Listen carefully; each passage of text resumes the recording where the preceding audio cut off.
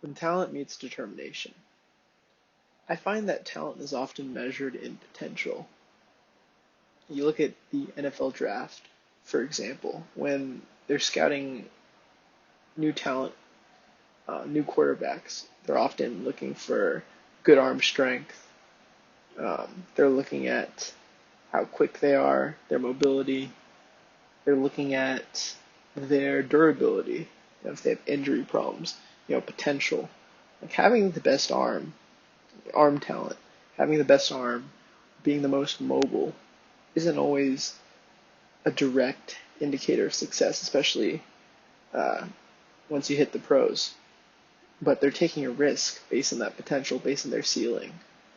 You know, if that ceiling is met, then they'll be very successful. Whereas you have other players who might be pretty good right away. Maybe they don't have that natural arm strength or mobility.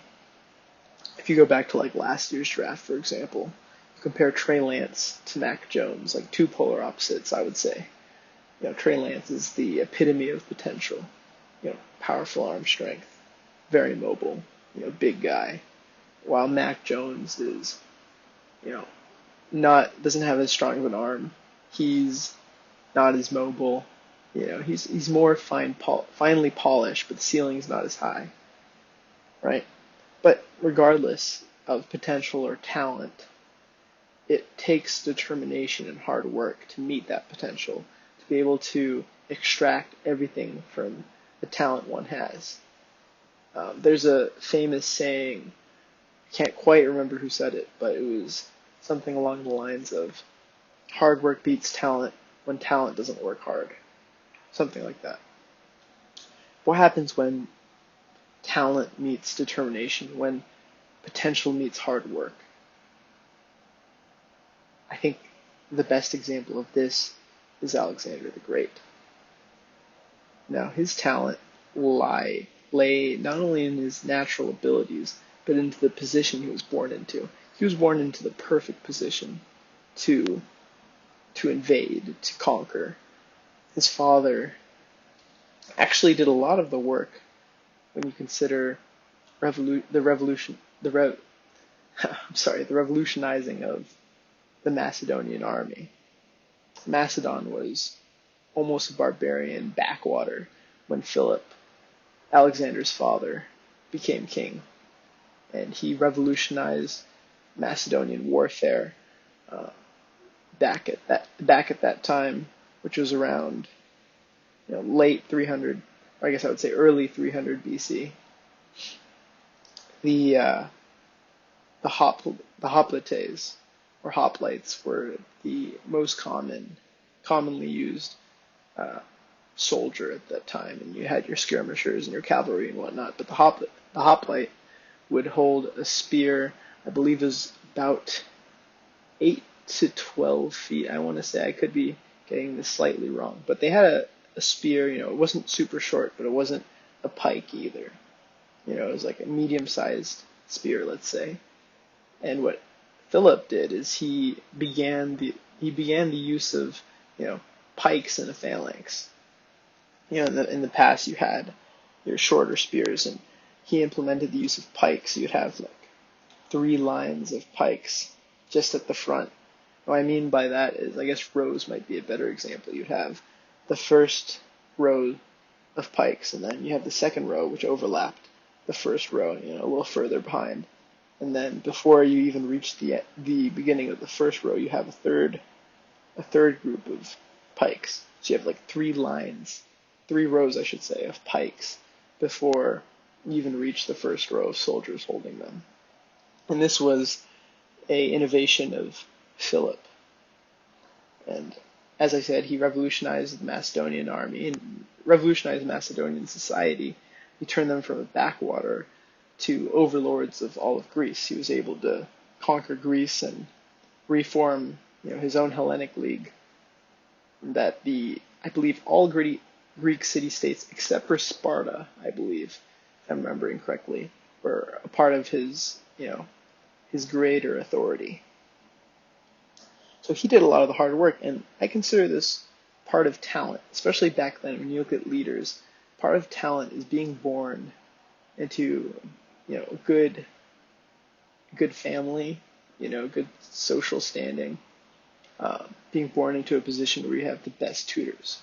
Alexander received the best of the best in terms of education, uh, in terms of basically everything, right? From a young age, he was groomed to be a Macedonian king.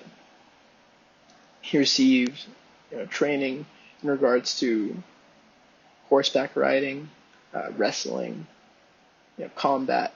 He was in peak physical condition, and at the age of 13, he began to be tutored by Aristotle. So he really received the best of the best. He received the greatest scholar of that time, your son to the most powerful man in all of Greece, and by extension that included Macedon, southern part of the Balkans.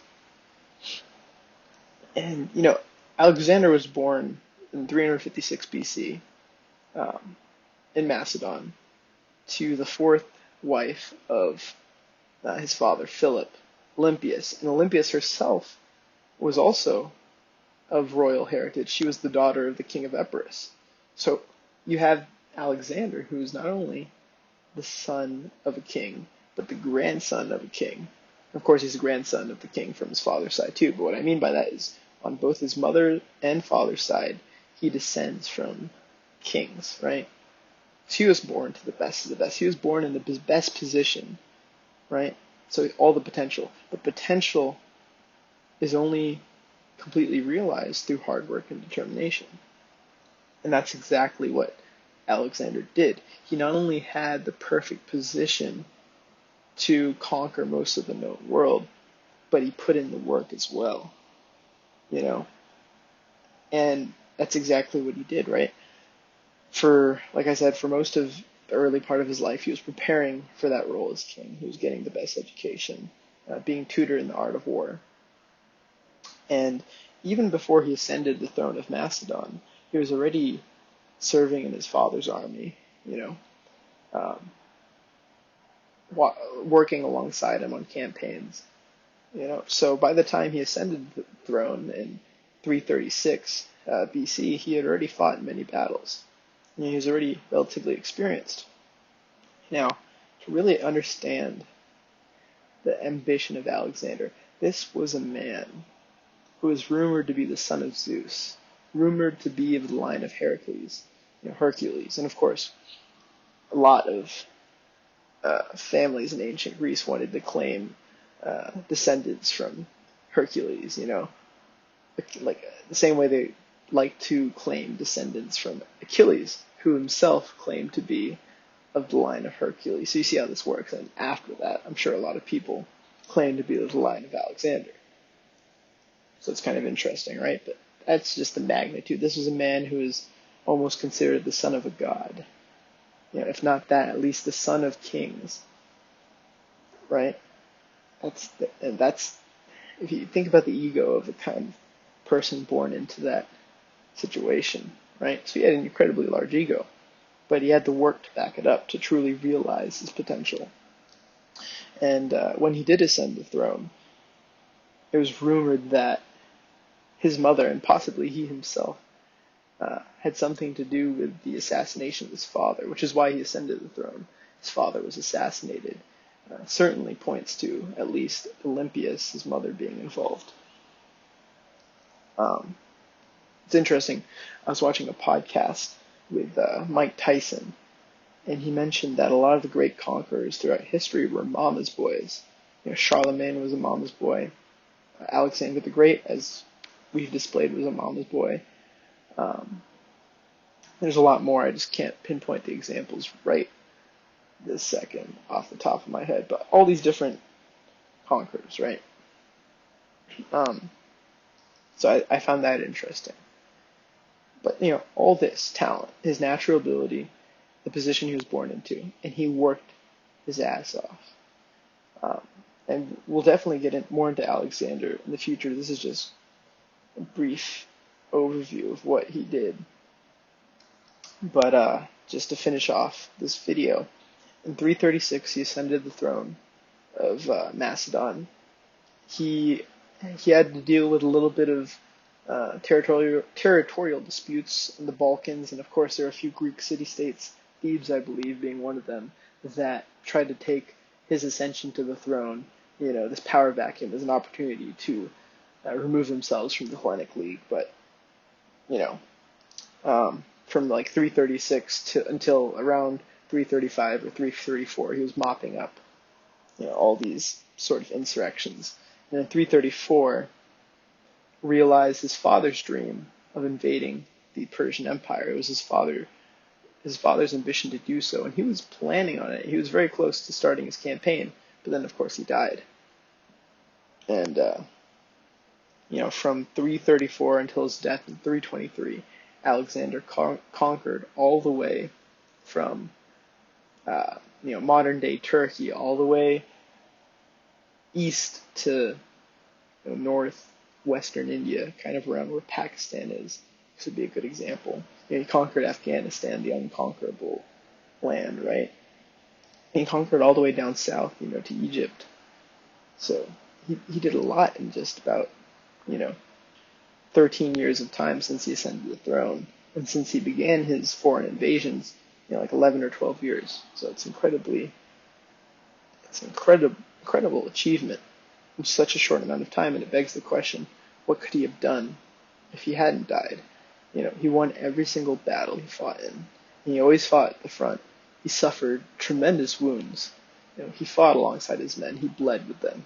He did everything that they did. He didn't enjoy any privilege of, being the leader of his army, being the king, which is why his men respected him and, traveled with him all. It took them all going all the way to India to finally say, we want to go back. But anyway, this is just a brief video about Alexander the Great. We'll definitely go more into him in the future, but I just wanted to touch up on this specific topic a little bit. But yeah, thanks for listening.